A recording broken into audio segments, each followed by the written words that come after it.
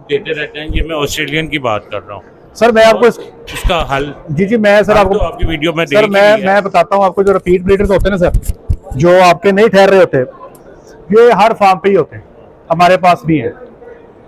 हम उन पर कोशिश करते रहते हैं, क्योंकि वजह ये है कि जानवर हो गया बहुत महंगा। हम जब तक वो जानवर अपना खर्चा उठाता है, हम उस पर कोशिश करते हैं। जिस दिन हमें पता लगा ना कि यार अब ये खर्चा नहीं उठा रहा, हम उसको सेल कर देते हैं। कोशिश करते हैं, ऐसा नहीं है छोड़ते नहीं है। हमारे टोटके टोटके लगाते हैं। कभी लुगार रख दी, कभी हमने अंदर एलम रख दी, कभी कोई इंट्रायूट्राइन इन्फ्यूजन दे दिया, कभी कोई होम्योपैथिक ट्रीटमेंट कर लिया, कभी बुल के हवाले कर दिया, कभी लोकल सीमन रख दिया। हमारे पास जितने लवाजमात सारे ट्राई करते हैं, लेकिन जब देखते हैं ना उसका खर्चा पूरा नहीं हो रहा। अब ये आपका अगला सवाल है कि कब तक दूध देगा। सर यहाँ पर एनिमल टू एनिमल वेरिएशन है। ये जानवर 15 महीने तो आपको सोचने पे मजबूर नहीं करेंगे कि सेल करना है।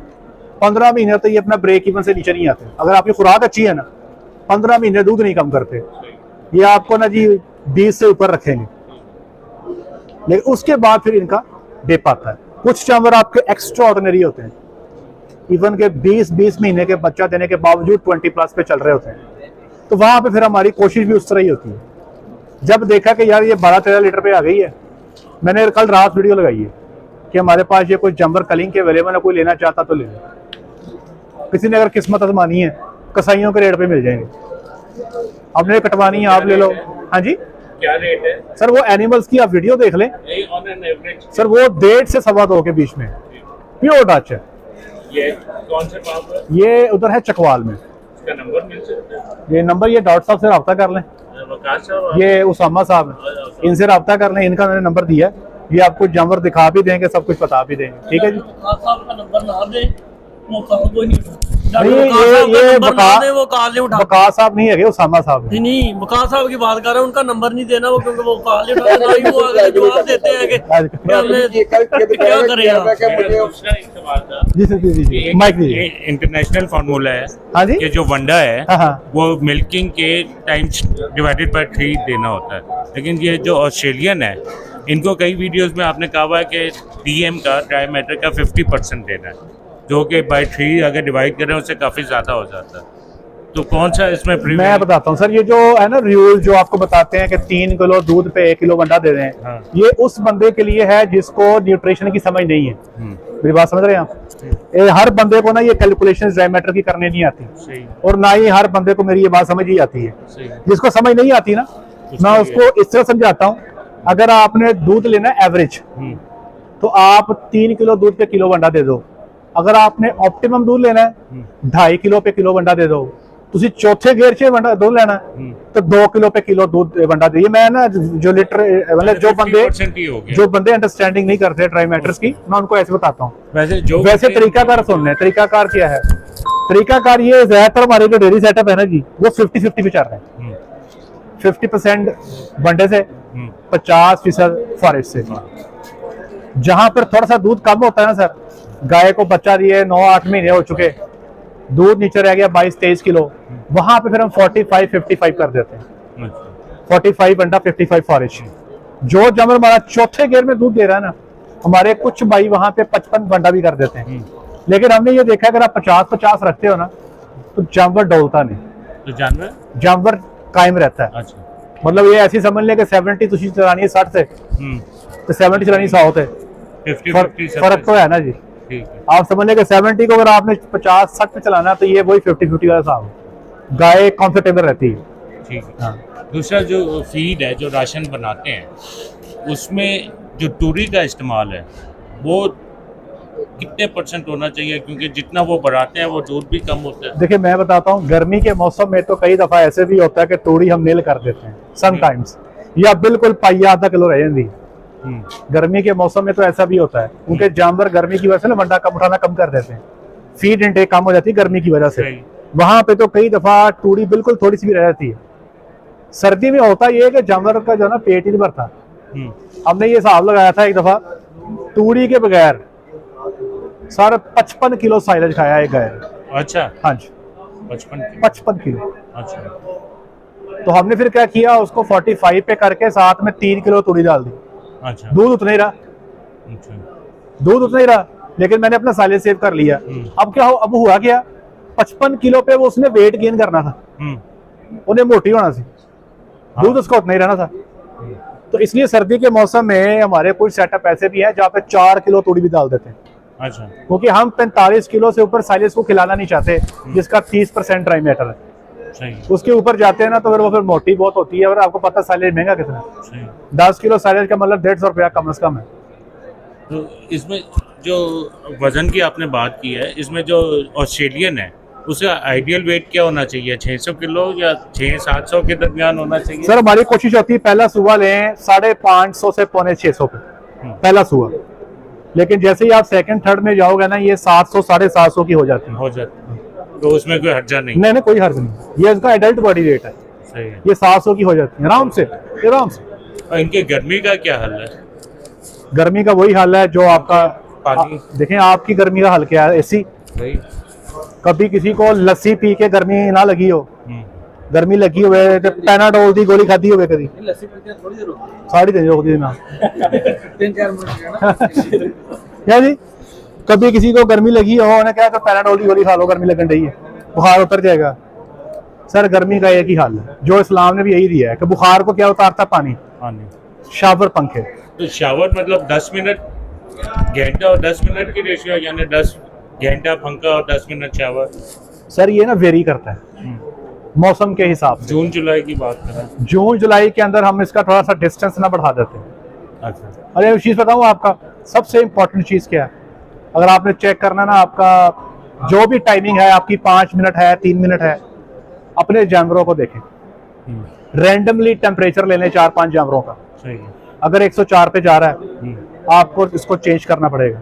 अगर आपके जानवर ऐसे से हिल रहे हैं, सांस तेज ले रहे हैं, तो आप ओपन माउथ ब्रीथिंग कर रहे हैं, तो आपको डेफिनेटली जो है ना इसको इम्प्रूव करना पड़ेगा। पानी जानवर आपको शावर को बताएंगे, ज्यादा करना पड़ेगा। आपको जानवर बताएंगे, जानवर बताएंगे आपको कि आपकी मैनेजमेंट ठीक है या नहीं ठीक है। मतलब पानी का ज्यादा पे इस्तेमाल करना होगा। सर हमें बाज़ औक़ात पानी का ज्यादा इस्तेमाल करना पड़ जाता है, क्योंकि पंखे जो है ना हमारे हाई वेलोसिटी फैंस, एक तो अमूमी तौर पे शेड्स में किसी की फार्म पे भी एक्सेप्ट जो आपके कॉर्पोरेट एरिया है ना उनको छोड़ दें।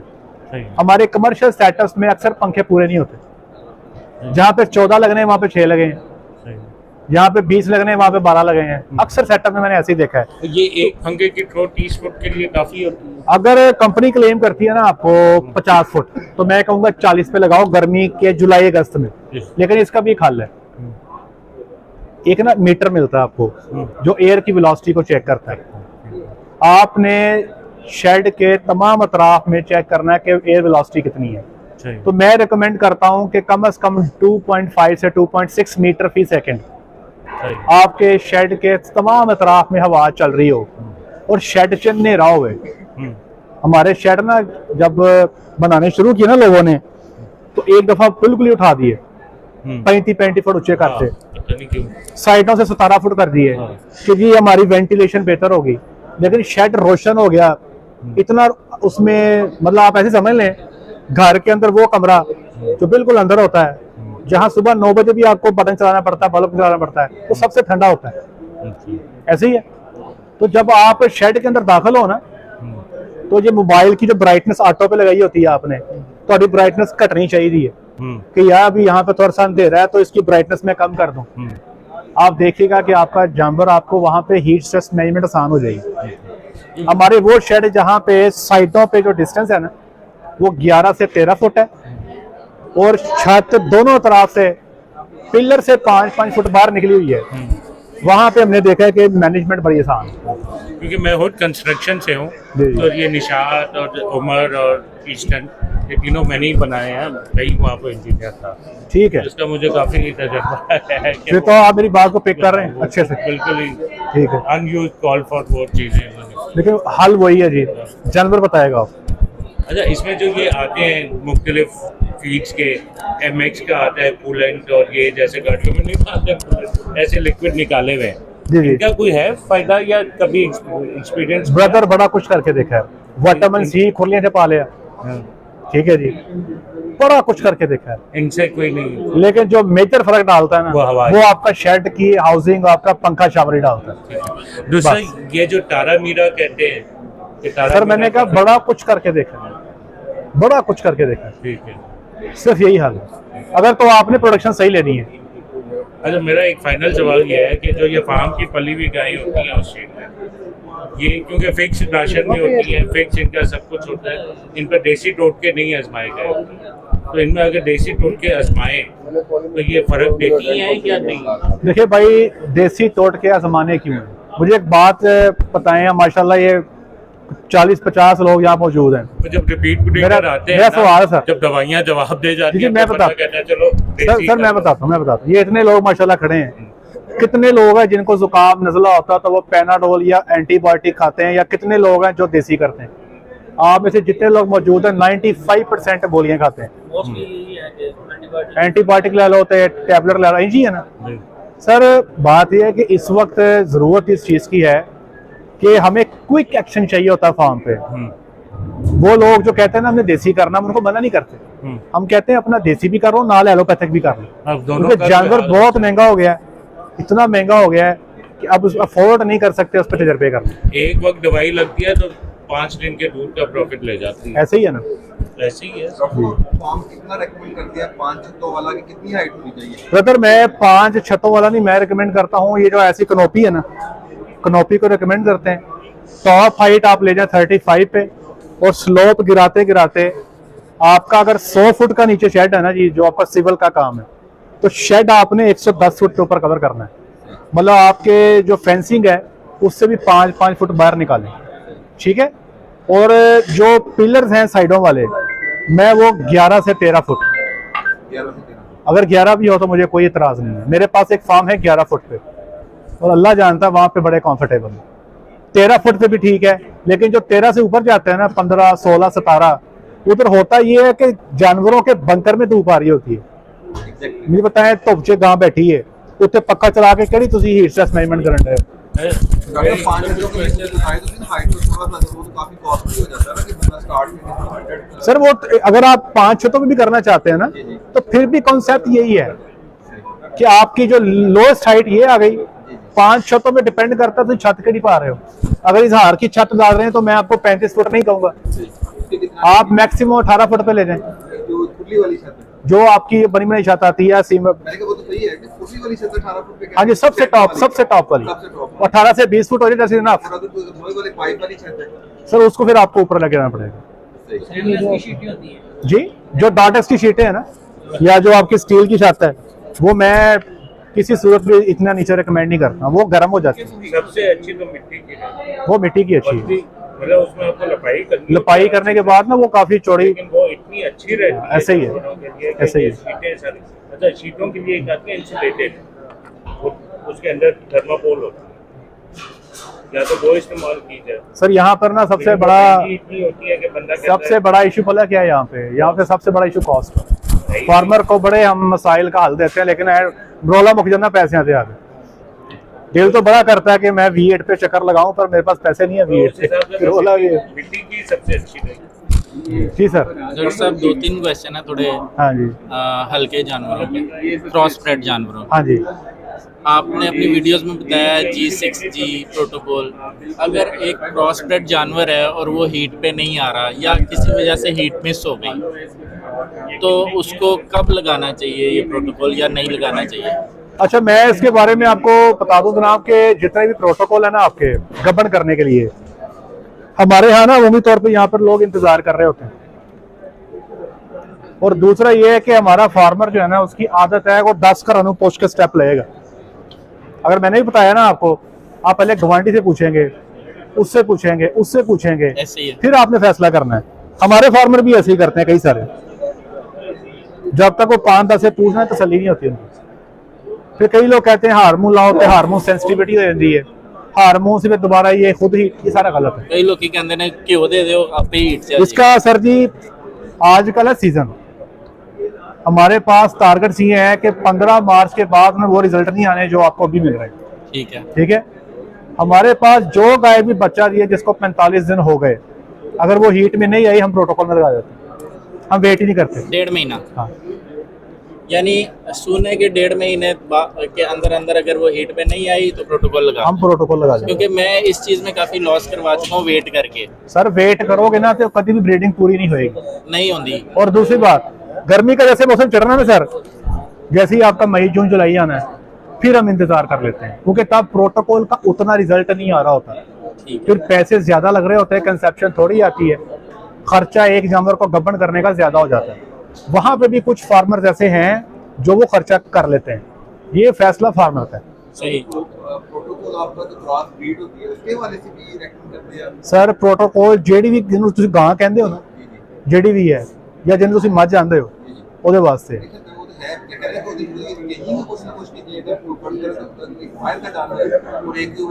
वजन ये हमें लगता है कि ये प्रोटोकॉल बार बार ये ऐसे नहीं है। देखो ना गल दसो ਤੁਹਾਡੀ ਜਿਹੜੀ देसी गाय है किन्ने दिन बाद बोलती है, ये ਜਿਹੜੀ ਬਾਹਰੋਂ ਆਂਦੀ हो या तो कहो ना कोई महीने बाद बोलती है, ਤੁਹਾਡੀ 21 बाद बोलती है। इनका निजाम सेम है, जैसे आप है ना भाई, आप पाकिस्तानी है, अमेरिका से कोई बंदा यहाँ पर आ जाएगा तो वो भी आप जैसा ही होगा, उसका भी एक ही जिगर होगा, एक ही दिल होगा। ऐसा नहीं है कि अमेरिकन के कोई 3 गुर्दे होते हैं, वो भी आप जैसे ही हैं। तो गाय गाय है, वो चाहे वलैती है चाहे देसी है भावे क्रॉस दी है। ये सब माइक दे रहे हैं इनको। जो आपका होता है कितने % बुल से लेती है वो जानवर और कितने % गाय पे डिपेंड करता है? जो आप लेट्स सपोज कीजिए आपका एनवे है, सेक्स सीमन वगैरह करवाते हैं आप, कितने % ऐसा होता है कि वो बुल से लेती है जानवर जो आपका ब्रीड आएगी जो नेक्स्ट, और उस कितने % वो लेती है? सर अमूमी तौर पे तो इसी में मैं ऐड करना चाहूँगा, आपको फार्मूला देते हैं, जैसे सर माइक ले लें। जो अभी आप फार्मूला बनाते हैं, ब्लड लाइन इतने % डैम से हायर इनहेरिट होगी और 50% सॉयर से इनहेरिट। इसमें ना 2 चीजें भाई, एक है ब्लड जी और एक है ट्रेट्स, इनका फर्क है जी। ब्लड तो सारी बात है, अगर आपने एक वलैती ले ली एक साहिवाल ले ली, जी अगली आने वाली नस्ल 50-50 होगी, ठीक है। हाफ फ्रीजियन होगी हाफ साहिवाल होगी, ब्लड तो यही होगा। लेकिन जो ट्रेट्स है ना भाई, इसके बारे में कुछ नहीं कहा जा सकता। जिन्हें मिसाल के तौर पे एक बंदे की शादी होती है किसी लड़की के साथ, ठीक है जी, बंदे का नक फीना है तो बीबी का नक तीखा है। कुछ बच्चे फीने वाले फीने आ जाते हैं, कुछ तीखे आ जाते हैं। कुछ बच्चों में ठीक है जी जी, कुछ बच्चों में नाक फीना आ रहा है, कुछ में तीखा आ रहा है, कईयों में बाप पे चला गया, कईयों में माँ पे चला। इसको कहते हैं हेरिटेबिलिटी। मैंने ये सवाल ना कई लोगों से किया है कि जब हमें बुल दो ना तो हमें हेरिटेबिलिटी एस्टिमेट्स दो कि ये नस्ल जो है ना अपना प्रॉपर्टीज को कितना आगे भेज सकती है। अमूमी तौर पे जो आपका मिल्क है ना, मिल्क और फैट, इनकी हेरिटेबिलिटी कम है। कुछ बुल्स की हेरिटेबिलिटी ज्यादा है, लेकिन हमारे पास ये डाटा में दिया नहीं जाता। मैंने कई कंपनी से कहा है ये कि आप जो भी बोला ये बोले ना, मैंने मिल्क फैट पे काम करना है तो मैं वो बुल लूंगा जिसकी जो मिल्क फैट की जो हेरिटेबिलिटी है वो ज्यादा है, लेकिन हमें पता ही नहीं होता कि हेरिटेबिलिटी है कि नहीं। ठीक है, हम बस इतने देख के गुजारा कर लेते हैं, आप प्लस देना है तो आप माइनस देना है। मैंने एक नहीं, मैंने 3-4 लोगों से रब्ता करके ये बात पूछी है, लेकिन अभी तक मुझे कहीं से रिप्लाई नहीं मिला। सर ये माइक दे दीजिएगा। तो आपका छोटा बेबी आता है लेट्स सपोज के, उसको कितनी देर तक आपको सबज पट्टे वगैरह नहीं डालने चाहिए? यार हम आपको बताते हैं कि हम तो 6 महीने नहीं डालते। 6 महीने जस्ट वो वंडा ही चले? सिर्फ वंडा, अगर है मौजूद है तो है डाल दे, वरना तूड़ी। अच्छा, तूड़ी साथ में आप हैरान होंगे कि हमारे पास अभी है नहीं है फार्म पे ना, हमारे पास भी नहीं है ना सर। हम तूड़ी डाल रहे हैं। तूड़ी सर जाके साढ़े बच्चे थे देखो सर कितना तरीका कार होता सर? तो उसका तरीका ये होता है 7 दिन का बच्चा जब हो जाए ना आगे वंडा फेंक दे। सही, तूड़ी उसमें मिक्स कर देनी है? तूड़ी हल्की सी मिक्स करते हैं, बहुत थोड़ी सी। सही। आप ये कह लें कि तुम इंज कर लो, जो वंडे का फार्मूला है ਤੁਹਾਡਾ जी जी, ਉਹ 'ਚ 5% तूड़ी मिक्स कर दो वनडे ਦੇ ਵਿੱਚ ਹੀ। हाँ, सही। वनडे का कोई ना कोई फार्मूला होगा जी, ना जी, जी, जी, इतने जी। परसेंट है, इतने परसेंट है, इतने परसेंट है। जी जी, अगर है तो 2-2.5% है मिक्स कर दें। सही सही सही। 6 महीने तक? ये नहीं 6 तक नहीं, मैं 3 तक ये कह रहा हूँ। सही। जब आपने दूध बंद करना है ना जी जी, तो थोड़ी सी रेशियो हम इसकी बढ़ाएंगे तूड़ी की। सही। हमने पीछे फार्म पर बच्चों की वीनिंग की है जनाब, जी जी, और ठंड है, जैसे बच्चों का दूध बंद किया बच्चों ने वंडे ने छोटे लाते, हम एटलिप देते जितना खाना खा लो। बच्चों ने इतना वंडा खाया, इतना वंडा खाता कि हमें ना किशू आ गया। दौड़ते दौड़ते बंदे आ रहे हैं जनाब, फलानी बच्ची डेग गई है। भाग के जा रहे हैं, पहले लगा यार शायद इसको पेट में दर्द है, टीके शीके लाए, सेट हो गई, तो पता लगा जी उन्हें बच्ची अन्नी हो गई है, घूमन लग गई है, चली जा रही, रुकती नहीं, जब तक कि कोई आगे चीज नहीं आती चली जा रही है, मतलब दिमागी तौर पे ना मफलूज हो गई है। पहले एक बच्चा आया, फिर दूसरा आया, फिर तीसरा आया, फिर हम इसको इन्वेस्टिगेट किया तो पता ये लगा, ये इंशाल्लाह मैं इस पे सेशन करूंगा, मैंने इस पे पूरा वर्किंग कर ली है, मैं आपको इस पे सेशन करूंगा, फार्मिंग सिखाई आपने सर? मैं इस पे करूंगा इंशाल्लाह। यह ना मैं 13 साल बाद सीखा। बच्चे जब ज्यादा बंडा खाते हैं ना अन्ने हुआ, तो उससे कुछ इंजाइम होते हैं जो विटामिन बी को तोड़ देते हैं बेटे में। बच्चे का विटामिन बी जब कम होता है ना ज्यादा, तो दिमागी तौर पे ना उसको साइन, नर्वस साइन आ जाते हैं। अल्लाह जानता है विटामिन बी ते एमईवाई कम लाया बच्चे सेट, जड़े अन्ने सन उन्हें दिखने लग पे, माशाल्लाह। जो ब्लाइंड थे उनको दिखने लग। ऐड करना चाहिए विटामिन बी, हमने विटामिन बी लगाया और एमईवाई कम लगाया, बच्चे सारे सेट हो गए, बिल्कुल ठंडे अंग हो गए। सर आपको कोई मिल जाए विटामिन बी सिंपल आपको मिल जाता 12-15 रुपए का टीका सारा। देखो ना मेरी 3 महीने की बच्ची उस वक्त भाई वो 2.5-3 लाख की है, तो उसका इलाज की सी सिर्फ 20 रुपए का टीका, इलाज 15 रुपए से हो जाता है, ठीक है। अक्सर 2-3 महीने में 2-3 दफा प्रोटोकॉल कर देना चाहिए ये विटामिन बी वाला।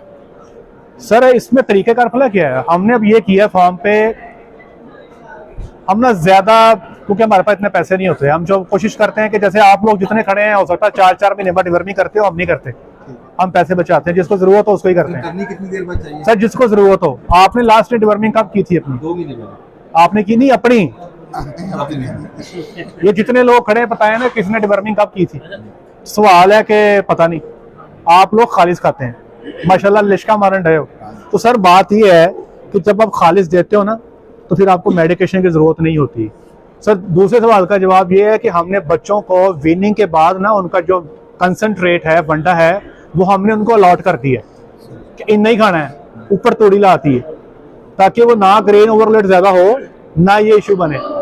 जो मैक्सिमम फ्रीजन है सर ये माइक दीजिएगा। वो कितना टेम्परेचर मेंटेन आप फॉर्म में करने की कोशिश करें तो उनकी सेहत बेहतर रहेगी, कम से कम गर्मी के हवाले से?